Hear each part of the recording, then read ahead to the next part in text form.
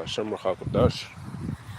Double honors to the apostles of Great Millstone, Apostle Tahar, Apostle Kabar, Apostle Wakar, Apostle Ramlab, and the Shalom to all the sincere Achim that are pushing the spirit and the sincerity and the truth.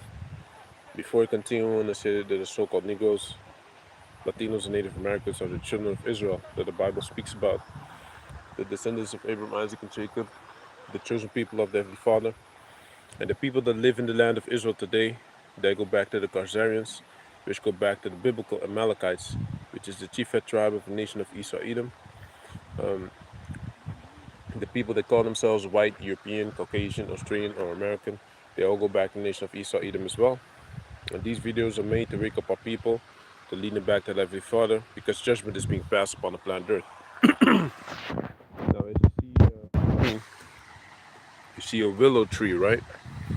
And I believe the willow bark even has certain properties that are against pain. You know, it's a pain relieving, pain reliever, basically. You know, as you know, the scriptures talk about, and the herbs are for the healing of the nations, right? So this is a morning willow, I believe. In Dutch, they call it a treurwilg, which means a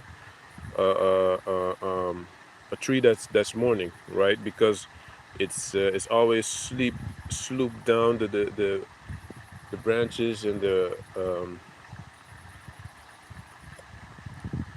not only the branches, but basically the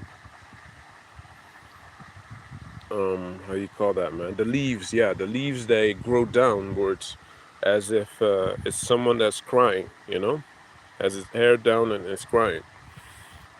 What I wanted to say is we're also in a state of mourning, because we're the Most High handed us basically towards our enemies, man. And that's the way it's gonna be until Yahweh Shai is gonna come and deliver us.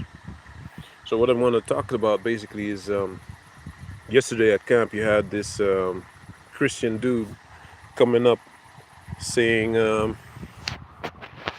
by the way, I'm the brother Chazak Ban from GMSHolland camp. I forgot to say that. You had a Dutch, you had at camp you had a guy that basically came to defend the love for all the nations. Meanwhile, he was from the Congo, right? And that plantation Christianity is like a disease, man. You can't really easily shake it off. Even if you come with common sense, they can't really shake it off, man.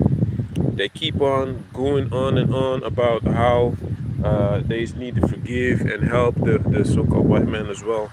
You know, meanwhile, they've been destroyed. They've been killing our people since the time of the Greeks, man. And they've been getting away with it. You know, so now the things that we read in the scriptures, it talks about vengeance. It talks about vengeance upon our enemies, right?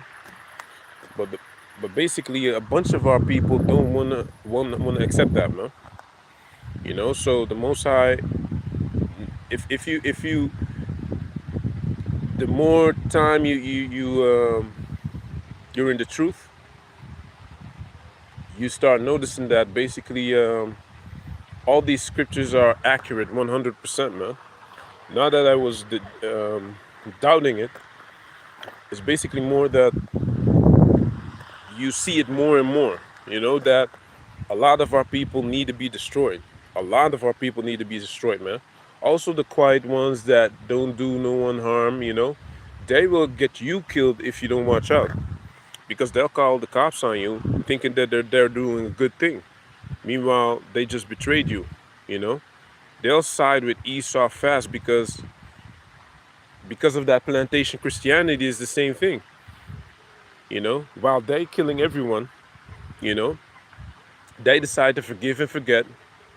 You understand? And eventually they get you into big trouble.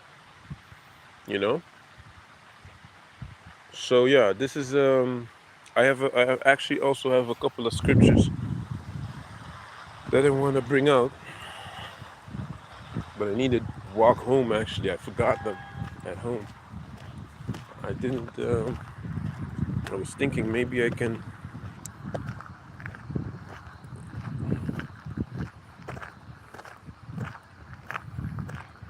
see if it continues recording.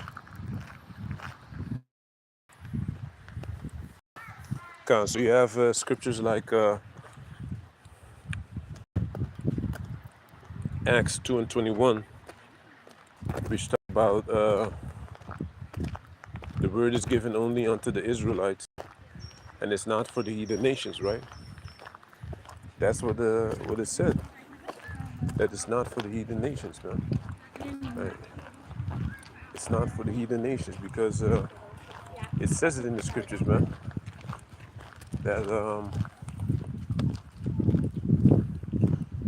you can even go into John 3:16. You know, the same John talks about I pray for them, I pray not for the world, right? So there's accounts that clearly show you that this word is not for them, man. But till this day, you have people defending this. They defend it unto death, and eventually they're gonna be put to death because they're gonna have to make a choice.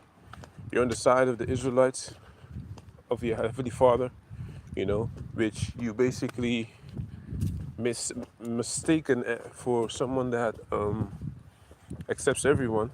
You know, you've been deceived, man, by your enemies, of thinking that you gotta forgive them for the rape, rob, murder, and destruction that they did upon your people, which you don't have to. You know, you should forgive your brother.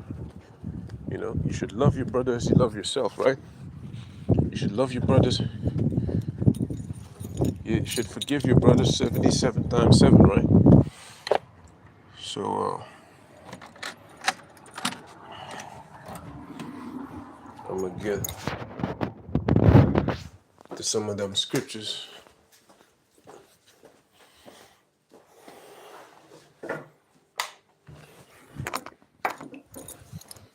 Bear with me.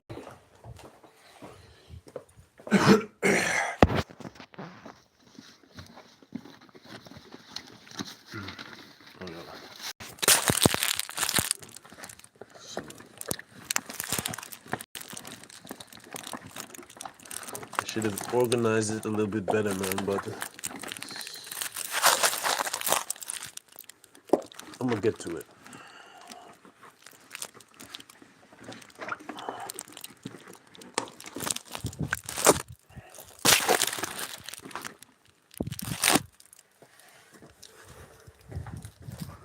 Let me get the other Bible.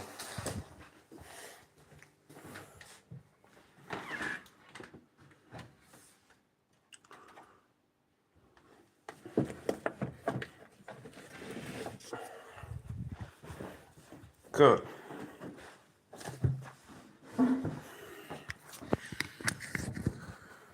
So yeah, this is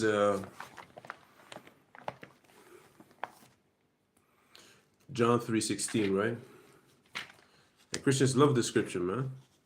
The guy, yes, from yesterday, he didn't pull scriptures, but he was still all the time thinking about the love of God, you know, or preaching hate and all those type of things, you know.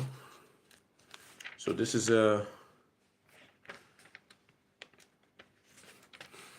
John chapter 3, verse 16, right? For God so loved the world that he gave his only begotten Son, that whosoever believed in him should not perish, but have everlasting life. You know? And it says, for God sent not his Son into the world to condemn the world, but that the world through him might be saved. He that believeth on him is not condemned, but he that believeth not is condemned already, because he had not believed in the name of the only begotten Son of the Most High. Right? But this still goes into the world of the Israelites. All right? It's not going into everyone upon the planet Earth. Right? And I'm going to check that word out, because the word world has multiple meanings. All right? Um,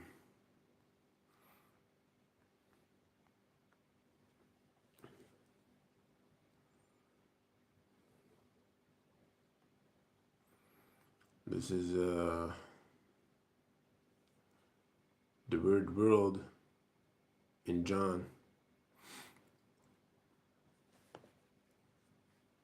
John chapter 3.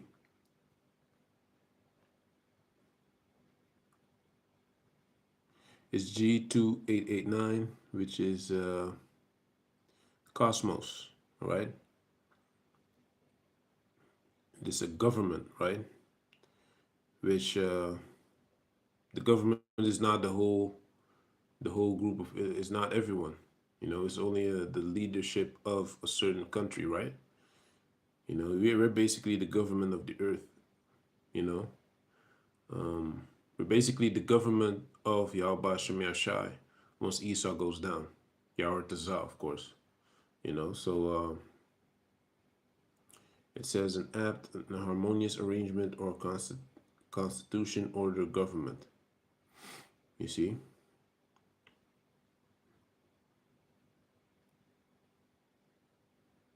So when you look at other words uh, that's talking about world, it also has they have different meanings, But I'm not gonna go into it now. You have oikoumene, you have eon as well, So this scripture right here, Christians like pulling because gives you it gives you wiggle space, to basically say like, hey, other ones can also be joined in. Meanwhile, it's only talking about the Israelites. Because if I say in the world, if I say at a party at my house, everyone can eat from the cake that I made, that's not talking about that's not talking about the whole street. It's only talking about everyone at the party, everyone that I invited, you know? So let's go to the same John 17 and 9. I pray for them, I pray not for the world. You see, so if you read this, you would think it's a contradiction. I pray for them, I pray not for the world, but for them which thou hast given me, for they are thine. You see, for they are thine. And we are,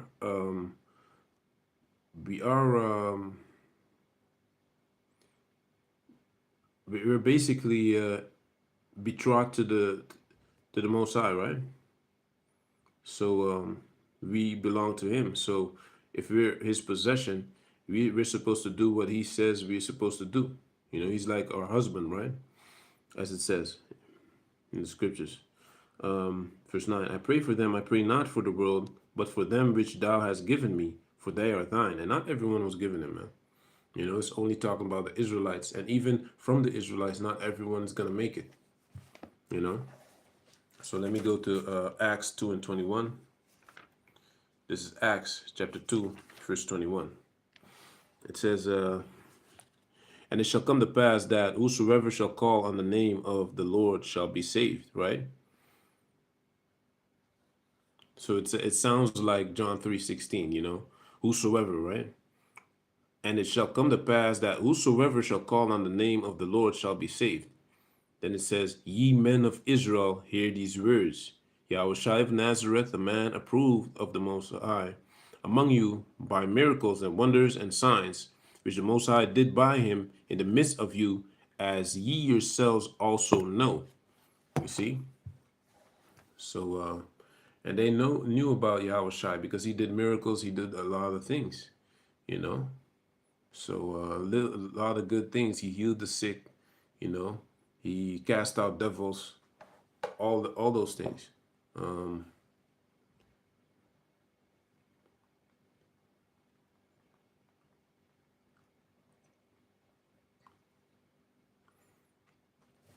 so yeah, then we have let me see.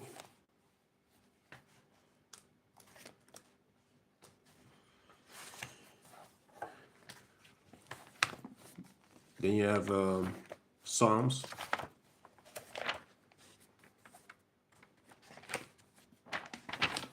Psalms 147, verse 19 and 20.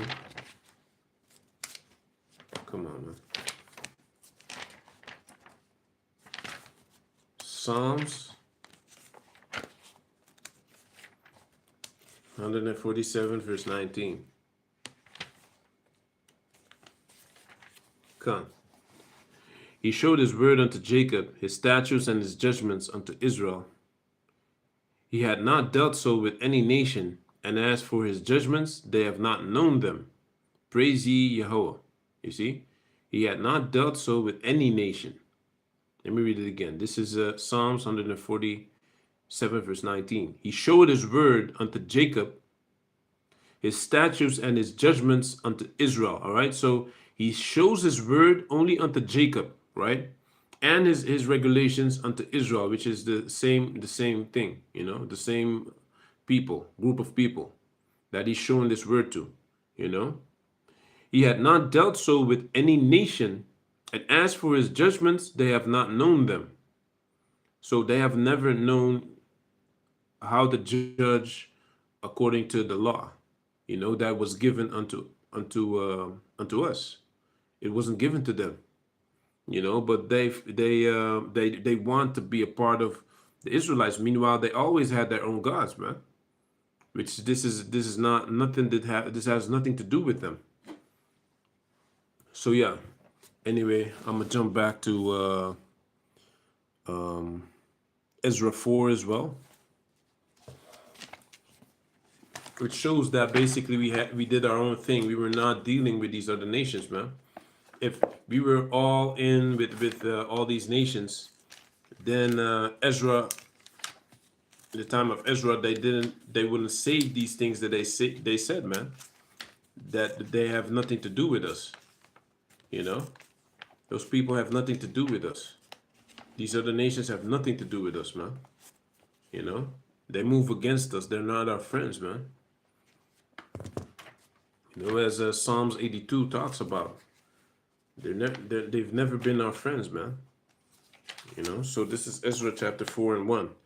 Now, when the adversaries of Judah and Benjamin heard that the children of the captivity builded the temple unto the Lord, power of Israel, then they came to Zerubbabel and to the chief of the fathers, and said unto them, Let us build with you, for we seek your God as ye do, and we do sacrifice unto him since the days of Esarhaddon, king of Ashur, which brought us up hither. So, what was the answer? But before we look for the answer, just look at what it says right here, man. In the first verse, it says, Now when the adversaries of Judah, right? So if you some people might act like they're friendly, but they're not your friends, man. They come up acting like they want to help you, but they're your adversaries. It doesn't say adversaries there for no reason, you know. You know, trust not thine enemy, you know, for as iron rusted, so does its wickedness, as it says in Sirach. So it says over here, now when the adversaries of Judah and Benjamin heard that the children of the captivity builded the temple unto the Lord power of Israel, then they came to Zerubbabel, and to the chief of the fathers, and said unto them, Let us build with you, for we seek your power, as ye do, and we do sacrifice unto him since the days of Esarhaddon, king of Ashur, which brought us up hither. But Zerubbabel and Jeshua and the rest of the chief of the fathers of Israel said unto them, Ye have nothing to do with us to build an house unto our power, but we ourselves together will build unto the Lord power of Israel, as King Cyrus the king of Persia had commanded us. Then the people of the land weakened the hands of the people of Judah and troubled them in building. You see, that's what they do if you say no. Someone that doesn't respect your no is not a good person, man. Is an enemy to begin with, you know. But it already said that they were our enemies, man. You know. Come. Then the people of the land weakened the hands of the people of Judah and troubled them in building, and hired counselors against them to frustrate their purpose all the days of Cyrus king of Persia, even until the reign of Darius king of Persia. You see, and to thy brethren to do with the rest. Wait, Salaka, Persia.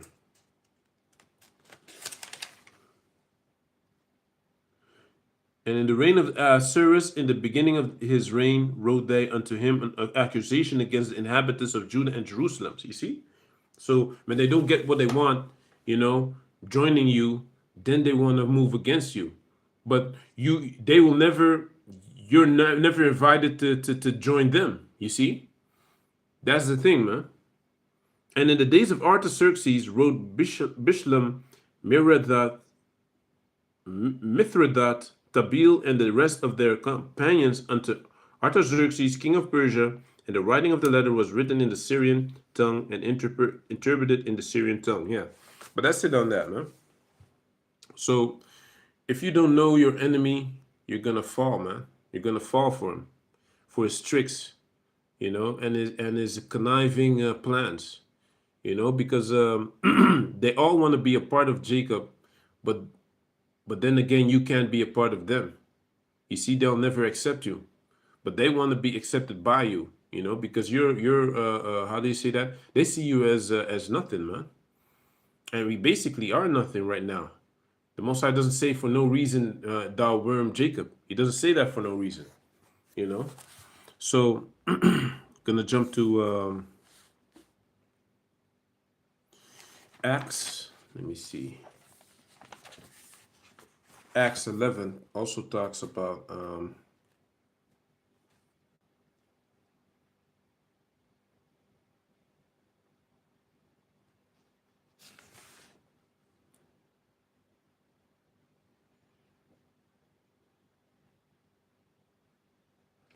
Salaka, bear with me.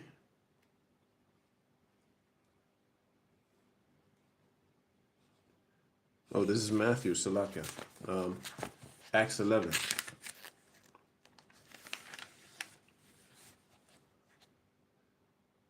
Okay, so this is Acts 11 and 19.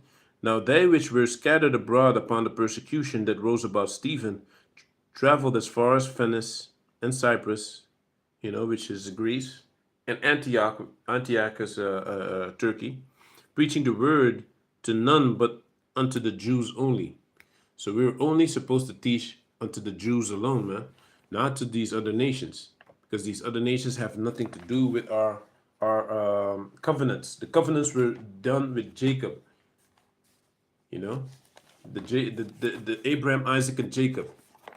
That's who the covenants were given to, man, not to no stranger, other nations. It was only given to the Jacobites, the Israelites, man. God. So now, let me jump to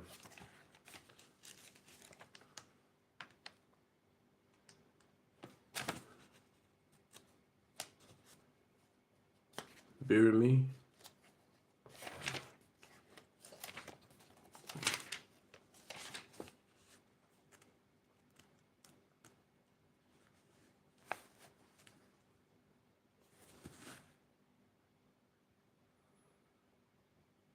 So over here you see in Judges, the book of Judges, Judges 4 and 1, and the children of Israel again did evil in the sight of Yahweh. Then when Ehud was dead, and the Lord sold them into the hand of Jabin, king of Canaan, that reigned in Hazor, the captain of whose host was Sisera, which dwelt in Harosheth of the Gentiles. And the children of Israel cried unto the Yahweh, for he had 900 chariots of iron. And 20 years he mightily oppressed the children of Israel. And Deborah, a prophetess, the wife of Lapidoth, she judged Israel at that time. That's how backwards we were, man. We allowed a woman to judge, basically. And she dwelt under the palm tree of Deborah between Ramah and Bethel in Mount Ephraim. And the children of Israel came up to her for judgment. And she sent and called Barak, the son of Abinoam, out of Kadesh, Naphtali, and said unto him, Had not Yahweh, power of Israel, commanded, saying, Go and draw toward Mount Tabor, and take with thee 10,000 men of the children of Naphtali, and of the children of Zebulun. And I will draw unto thee to the river Kishon Sisera, the captain of Jabin's army, with his chariots and his multitude, and I will deliver him into thine hand. It shows you here that we had to fight for our freedom, man. You know, when the Canaanites got us, they didn't say like, "Hey, you're the same as us. Have this part of land. Just live as you want to. Have your freedom." No, they came, pitched against us, conquered us, and put us in captivity. All right, and that's what Esau did. Esau did the same thing. You know, even Elam did that to a certain extent towards us. You know, Moab did that. Ammon did that. So all these nations are not our friends, man. You know, and if you encounter someone that still has that plantation Christianity type stuff, is he's dangerous, man. Someone like that is dangerous and will get you killed, man. You know, especially in the days of persecution. So I have it here, right here. It says plantation Christianity refers to controlled form of religion that white slaveholders imposed on enslaved Africans in the Americas. Masters used selected biblical texts to demand the obedience, while enslaved people forged an invisible institution in secret gatherings to practice a faith focused on liberation. So it shows you that this basically still happens, man, because they only use selected biblical texts nowadays as well. They don't go in other scriptures concerning the destruction of Esau and you shall be a burnt mountain, all these type of things. You don't hear about that. Obadiah, you know, you don't hear about the book of Obadiah, the judgment upon these heathens, you know, that did all these things. They ain't talking about that, man. So till this day, you still have people that practice plantation Christianity. And if you bring out other scriptures, they can't get it because they still stuck on whatever they got brainwashed with, which is a lie, man. It says the Master's version, forced compliance. Planters thought that submission to slavery was a divine duty. Censored preaching. White ministers or controlled black preachers emphasized passages like servants, obey your masters. You see? Social control. Owners promoted a sanitized Christianity to make workers passive and prevent rebellions. Because if you have the mind, you have the body, right? The enslaved people's response. Hush harbors. Enslaved people snuck away to hidden woods and praise houses for secret worship. African synthesis, underground services, merged Christian theology with African rhythms, ring shouts, and spiritual values. You see, so that's basically it, man. I didn't really have nothing much. It's just a short video, a response towards the dude that came from the Congo. He actually lived in France, but he was here on vacation and he stumbled upon us. So he was talking about it's very interesting, and he did listen, but he was kind of not wanting to let go of the plantation Christianity that he was brainwashed with, man. You know, which is a hard thing. It's also a hard thing to see, basically. But yeah, it is what it is, man. We gave him a flyer, brought a bunch of scriptures out, you know, and he still was asking, like, are you teaching hate or are you teaching love? You know, then we asked him, what is love, man? You know, love is basically keeping the commandments of Yahweh Shemir Shai. It's not basically, that's what love is. Nowadays they made love to be some feeling in your in the you know, butterflies in your stomach. That's love. That's not love, man. You know, that's a demon. That'll cause you to lose your wits. You know, and that's in the scriptures as well. That's why these scriptures are so important, man. But anyway, I hope this lesson was edifying. I'm gonna give all praise and glory to the Most High Yahweh, Ba'asham Yahushai, Ba'asham Chakudash. Double honors to the apostles of Great Millstone, Apostle Tahar, Apostle Kabar, Apostle Rakar, Apostle Ramlam, and the Shalom to all the sincere Achim that are pushing this weird sincerity and the truth in the four corners of the earth. Shalom.